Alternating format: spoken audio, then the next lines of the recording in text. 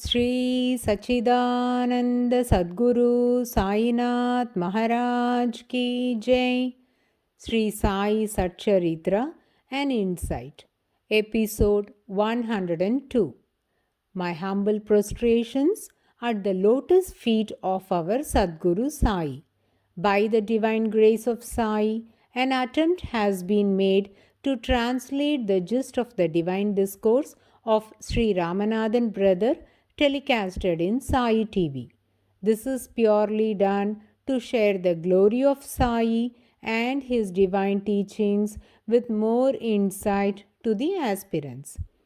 Om Gurur Brahma Gurur Vishnu Gurur Devo Maheshwaraha Gurur Sakshat Parabrahmam Tasmai Shri Gurave Namaha.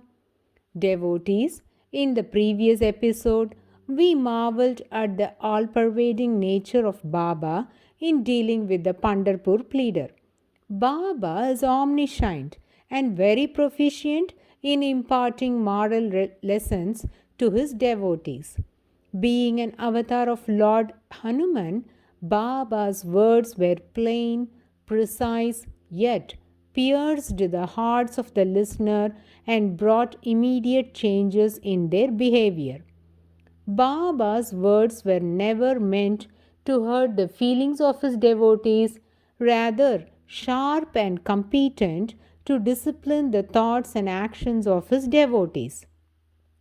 His pronouncements were always made at an appropriate timing that was propitious for the listener to immediately grasp the implication and abide by it.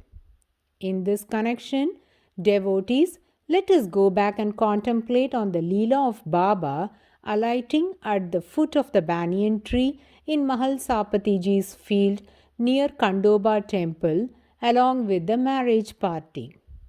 As soon as Baba descended from the Tonga, immediately Mahalsapati ran towards the young fakir with raised arms and called out, Ya Sai! Roughly translated means, Welcome Sai, the Lord. He realized that Sai was the supreme God landed in Shiradi to guide the aspirants to his abode. Mahalsapati was elated by the arrival of Sai, the God on earth. Baba is a yoga avatar who was ever immersed in the state of ecstasy and wished to stay aloof from the village commotion.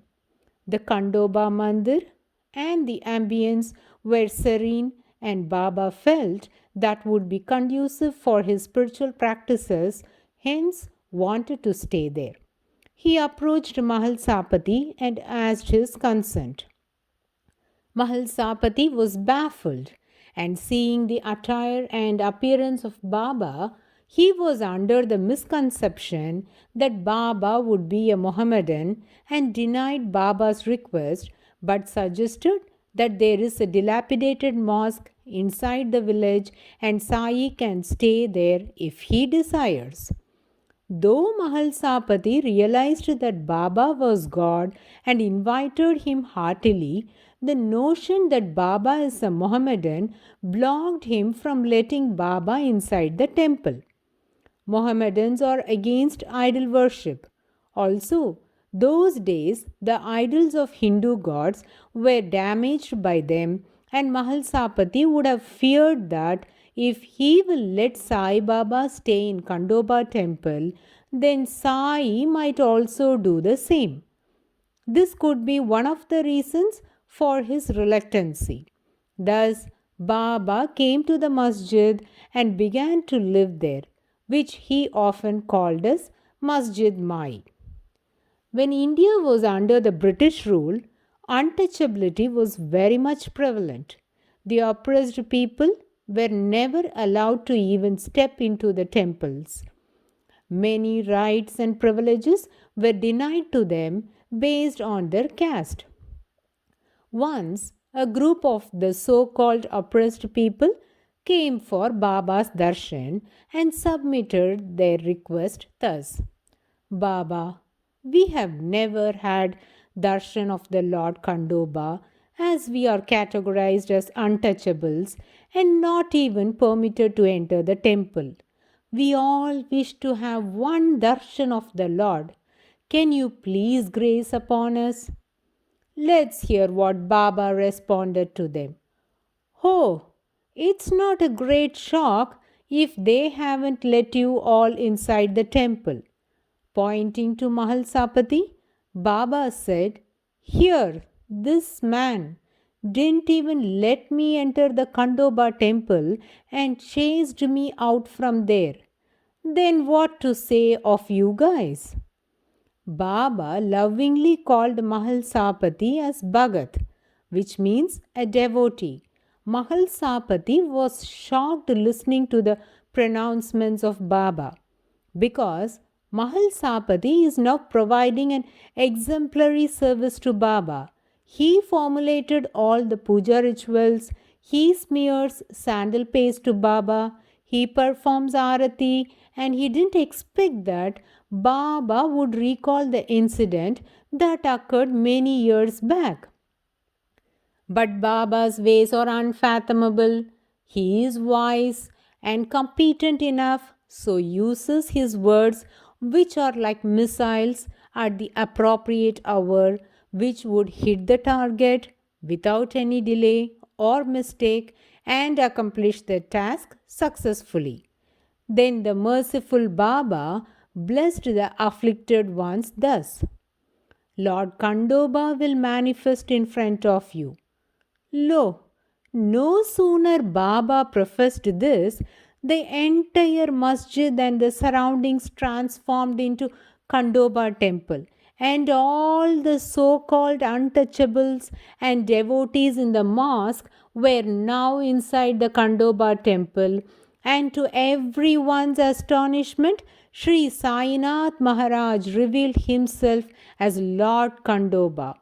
They saw the statue form of Khandoba in the place where Baba sat in the masjid. Everyone worshipped the Lord Khandoba, and all of them began to sing the Arati of Khandoba with great devotion and zeal. All the devotees present in Dwarakamai at that moment had this divine darshan of Sai Khandoba and enjoyed the supreme bliss. May we all take a minute and imagine ourselves having Sai Khandoba darshan. Oh, what an amazing Leela this is! And in a flash of a second, the entire scene was reverted and the Khandoba Mandir became the masjid as before, and in the place of Khandoba, they saw Sainath Maharaj seated in his asan. What an astounding divine experience this could have been for the devotees. It's beyond human mind to contemplate. Words fall short to express this divine sport of our Sai Baba. May we all drench in the ocean of Sai's compassion and enjoy every play of the Supreme God Sai Baba. Devotees, it's inevitable to now ponder upon this divine sport of Baba. Firstly, Baba decreed to the oppressed people that Lord Khandoba would manifest in front of them. So, to keep up his promise and instill faith in the minds of the devotees, Baba manifested himself as Lord Khandoba and blessed them. Secondly, Baba revealed to the world that he and Khandoba are one and the same. Finally, Baba pointed out to Mahalsapati the misconception he had about him and refined the thoughts of the former that he should never discriminate anyone based on caste or creed. Sainath Maharaj, an embodiment of the Almighty, used a similar line of action against the Pandharpur pleader at an appropriate time and indicated to the lawyer that one should never indulge in accusing others. Committing mistakes is a part of life, but it is very important to communicate it in a diplomatic way.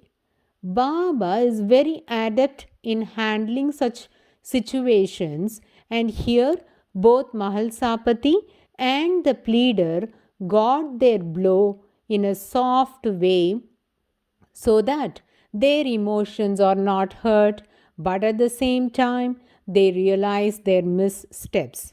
Subsequently, when the pleader spoke to Dikshit ji, he said, Baba didn't criticize me by his words, rather, he blessed and guided me the right path of life. From then, the pleader's behavior changed as he became conscious of his actions and words, only focused on doing good deeds, as he knew that the omniscient Sai was ever watching upon him and none can escape from the eyes of the Supreme Brahman. This Leela is a testimony to the fact that the intervening hills, mountains, or oceans cannot hide anything from Sai, hidden secrets, or an open book for Sai. Devotees, the pleader, and others were involved in scandalizing the sub-judge of Pandharpur, that is Nulkar, as he was ill and was surrendering at Baba's feet for relief rather than taking medical aids. In Sri Sai SATCHARITRA, there is no mention about the kind of suffering Nulkar endured. Let's listen to it now. Tatya Sahib Nolkar had a dangerous disease of his eyes. His vision became poor and the pain was unbearable. He consulted the famous ophthalmologist, but all in vain. So, he decided to beseech Baba's grace for relief.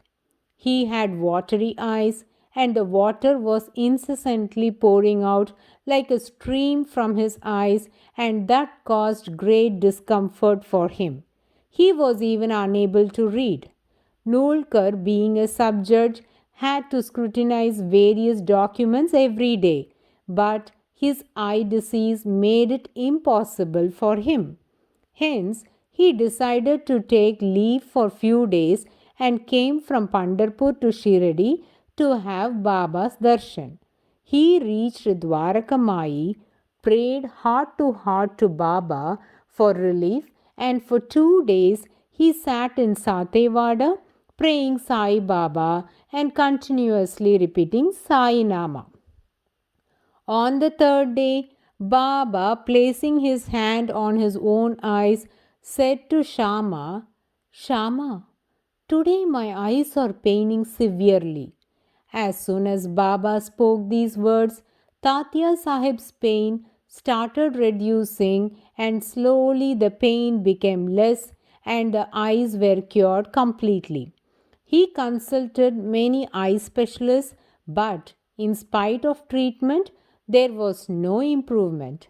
Whereas now Baba gave him no medicines, but by mere glance, the healer of healers cured the incurable disease. His eyes stopped watering and there was no pain. Instead, Baba's eyes started to water as he took the disease of Tatya and suffered for his sake. The most compassionate Baba healed Tatya in a flash of a second, and he endured the pain for the sake of his devotee. Every person will experience pleasures and pains in life, and this is said to be the result of one's past good and bad deeds. Sadguru Sainath Maharaj, the most benevolent, cannot see his devotees suffer. Pain from disease is one way to work our karma. But the most loving Mother Sai cannot bear to see us in pain. Hence, he comes to our aid and takes our agonies on himself and endures on behalf of us. So, Tatya Sahib Nulkar came to Sainath Maharaj's darshan to get relieved of his eye disease, and this led to the lawyers in Pandharpur chamber to ridicule him, and Baba was also belittled. All-pervading Baba perceived this sitting in Shirdi, and When the pleader came from Pandharpur, Baba taught him the lesson that one should never slander others, and the lawyer also took the message to his heart and gave up his bad habit. Hemat Panji closes this chapter with the following advice. Devotees, though it seems as if the moral was imparted only for the Pandharpur pleader, it's relevant for all of us at all times and to everyone. This advice of Sai must be borne in mind and adhered by me and all those devotees who read or listen to this Leela. Devotees, let us all take this vow and strive to bring a positive change in our lives, because till date I am also striving hard to get rid of this habit, and I know well that Baba would not be happy to hear me slandering someone, and I need to stop it. This is the moral imparted to all Sai devotees by Sri Sainath Maharaj through this divine sport of Baba. Thus, Hemat Panji surrenders at the holy feet of Sai and completes the Sri Sai Satcharitra 21 chapter titled Bestowing Grace. Now let us move on to the 22nd chapter of Sri Sai Satcharitra, which is narrated by Hemat Panji in 235 OVs. This chapter explicates how Sai, the most merciful one, foresees the dangers of his devotees and saves them by giving them a timely warning. Hence, it has been titled as Warding Off Untimely Death. Hemat Panji begins this chapter with the analogy of rope and snake and then gives the philosophical significance of this illusion. Let's listen to it attentively now. When a person enters a dark room, he is emotionless, and if he happens to step on a rope inside the room, he will presume that to be a snake and will get scared. At that moment, if a flash of light enters the room, then he would immediately realize that it was just a rope and becomes fearless. Devotees, now Hemat Panji is expounding the essence of the above analogy by surrendering at the holy feet of Sai with all humility. He says, Sainada, you are the ocean of bliss on which waves of different emotions are formed. You yourself are in control of them. Bless your devotees. The illusory snake in semi-darkness becomes a rope during daylight. Both the semi-darkness and the daylight are your creation. When the person enters the room, there is no emotions, and the moment he steps on something, he gets scared as he fears that he stepped on a snake, and when the arrival of light gives him the realization that it was a rope, he feels relieved. So, the state of no emotion, fear, and relief, all these varied notions arise because of you, as you are the creator, controller, and remover of these emotions. In the very beginning of time, when there is complete darkness, there is neither serpent nor a rope, and there is no scope of perception of any kind. Even that state of formlessness is only you. Later, when the formlessness develops into form in the semi-light, it gives the false notion of a snake. That also is created by you only. This concept of appearance and non-appearance is the manifestation of the sport of your changing moods. Your real nature is free of both existence and non-existence. Thus, nobody can fathom you.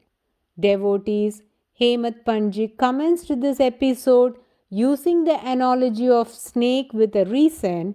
This chapter explicates the Leelas of Baba, which deals with the difficulties and calamities that were to befall on his devotees, and how Baba, the most merciful one, cautioned and protected them. We shall heed to those wonderful Leelas in the coming episode. Bow to Sri Sai. Peace be to all. Om Sai Ram.